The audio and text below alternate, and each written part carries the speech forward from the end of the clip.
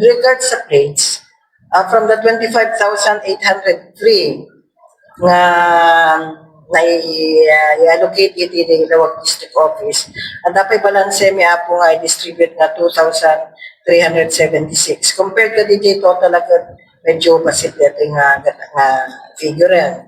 Considering nakita kalsada, makikita yung tama at observat kayo, makita yung ganda ni amin na nga motorsiklo, solo motorman, with sidecar man, tricycle man, at dito plate numbers da nga barong nga nayasayin katakwada.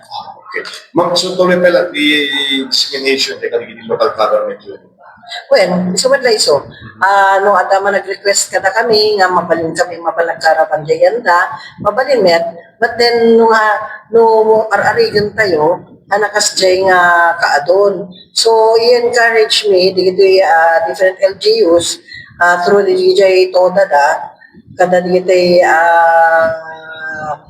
head the Committee on Transportation da nga i-advise na kanigita constituents di bawat LGU nga open ti LTO anytime basta kuha pinag-opisina po nga umay dat LTO may mga natlakad ita pinakaanan at damat dito talong nga LTO tayo dito ni Norte nga mabalin ang survey para katakwada. Okay.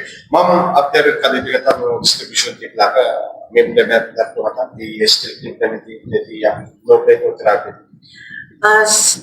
Data nga policy tayo na bayag nga kwan although na suspend for the betterment met kiti